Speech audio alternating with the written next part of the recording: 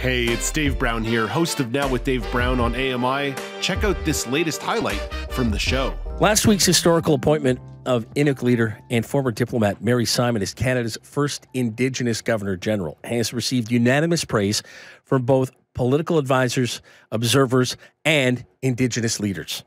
Simon's appointment comes at a time of reckoning for Canadians in their historical relationship with Indigenous peoples. And this reckoning was highlighted with the recent discovery of what's believed to be the unmarked graves of hundreds of children near former residential schools.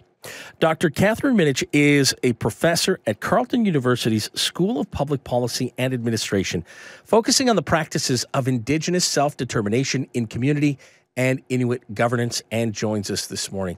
Dr. Minich, thank you very much for being here. Thank you so much for having me this morning. There was pretty much unanimous praise when the announcement of Mary Simon being our next Governor General was made. Though some did express reservation at the timing of the announcement, a free press columnist from Winnipeg and University of Manitoba professor questioned the timing and the motivation of Justin Trudeau in choosing Simon. And I know that even in our news panel discussion last Friday, we sort of kicked that one around a little bit as to whether there was an element of political window dressing here, a little bit of maybe taking advantage of the timing of a situation here by the Prime Minister. What do you make of that? Yeah, well, there is a lot of praise, as you mentioned, for Mary Simon. I'm personally thrilled that she is taking up this role and responsibility. The role of the Governor General, does have that ceremonial space within Canada's parliamentary and legislative makeup. So I think that's, part of what we can acknowledge about this role.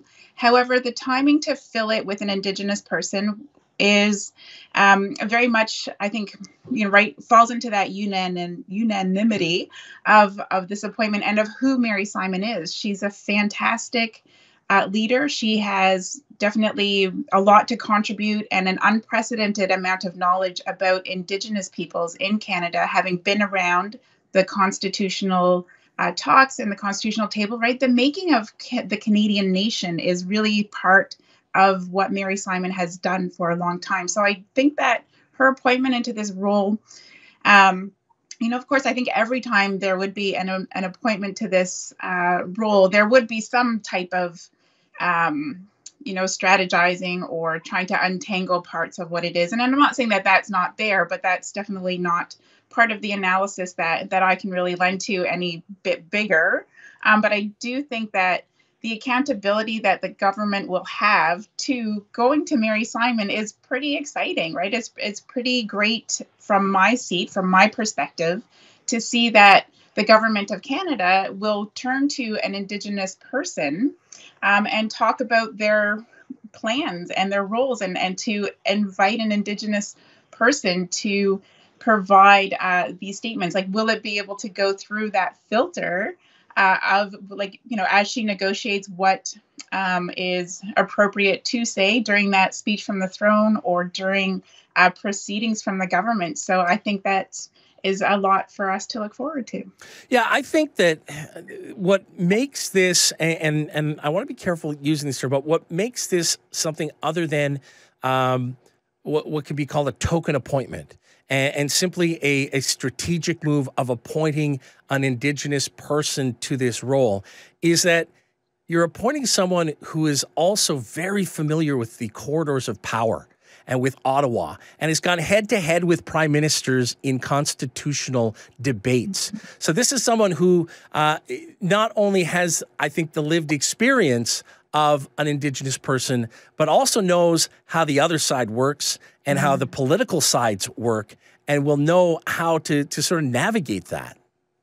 Absolutely. She's very much, as you say, all these lived experiences through a really exciting, periods in Canada. She's also witnessed the Royal Commission on Aboriginal. She has a lot of knowledge to offer, not only Indigenous peoples, I think, in terms of,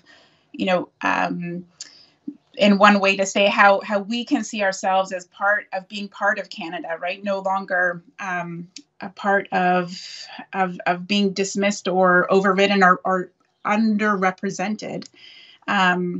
There's still a lot of underrepresentation, for example, in different public service roles, in different managerial and executive decision-making roles. There's a lot of vacancies of Indigenous peoples in there. But there's also, with Mary Simon, a lot of work that I think in her role in Governor General, if I'm able to predict anything, she can definitely work on the Arctic stewardship. There's a lot of work to be done in the Arctic, and there's a lot of ongoing issues, but that Indigenous vision of stewardship for that space, as well as bringing Indigenous languages. We heard her speak in Inuktitut. We heard her give an address and talk about who she was in that respect. And I think coming into the decade of Indigenous languages, there's a lot to bring emphasis on that social cohesion of Indigenous peoples, as well as the inclusion, so that the languages can be used, which offer a lot of interpretation, right, about our worlds and about the circumpolar in particular.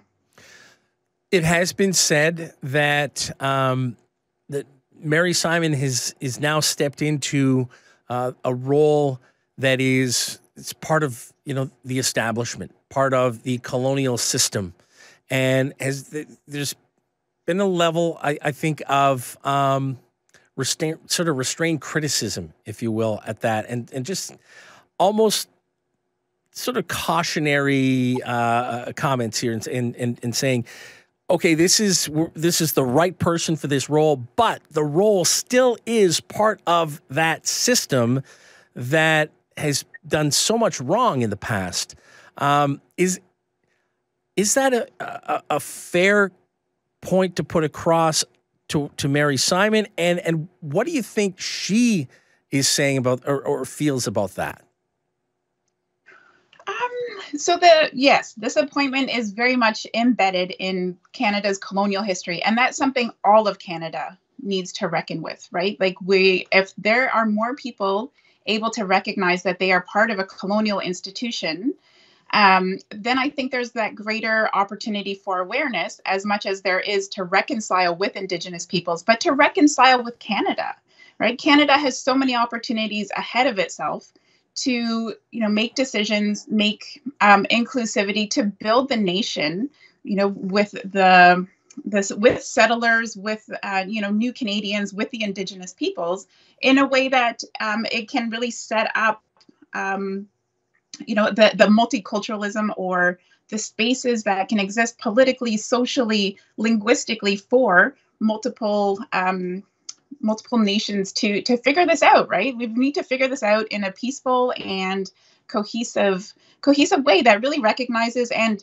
is honest, I think, is another part, I think, where Mary Simon is able to bring out some of those that virtue, right? That virtue of honesty, being an Indigenous person in this role, as well as with her history, as we sort of talked about a little bit, she can bring that mirror, that voice box into that space where she can, use these tools, right? Because these are governmental tools, these are legislative tools. This is what we have, right? Because Canada has these legislative pieces that is how we agree to be a nation. So I think, we're not necessarily going to see sweeping changes or sweeping pieces. This is, a slow slog, so to speak. It definitely takes time, and it's taken this amount of time, right? It's taken this amount of time in Canada's history to get to this space where, 150 plus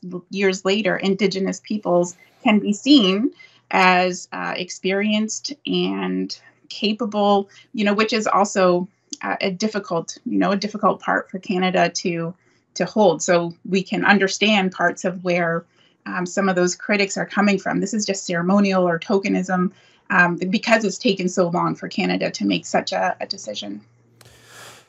Now, we are going through a pretty emotionally challenging time. With the discovery of unmarked graves of children from residential schools, and clearly so many more expected to be found, with the Governor General having the experience that she has and now being in the role that she is going to be in, what can be done here and what can she do, do you think, to really move reconciliation forward? Because it feels like this is a big step forward as far as putting someone in a position to really catch the attention of a lot of Canadians that maybe weren't paying attention before. Absolutely. I think, I really do hope that Canadians continue to keep Indigenous peoples and the idea of reconciliation. As an academic, when the Truth and Reconciliation made its 94 calls to action, and it really targeted different sectors of Canadian society, right, from education to child welfare in multiple sectors.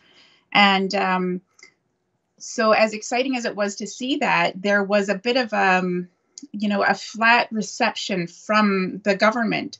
So now that Canadians are being driven to more awareness because of those children's graves that are in their backyards, right? Those used to be isolated places, and today there are, right, because Canadian society has expanded and we can see these places more, and also understand a little bit more about where those institutions played a significant role in making assimilation and causing the ill health, really not paying attention to the conditions that the residential schools were taking, in addition to the mandatory attendance that was put into law.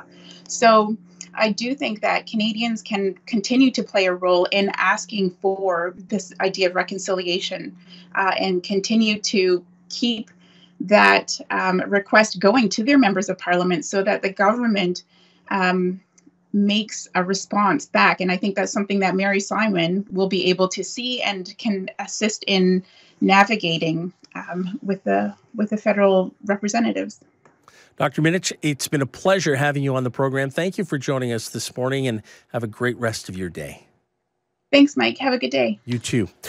Dr. Katherine Minich is a professor at Carleton University School of Public Policy and Administration. Do you want to dive into more conversations like this? Watch Now with Dave Brown weekdays at 9 a.m. Eastern on AMI TV, or download the podcasts wherever you listen.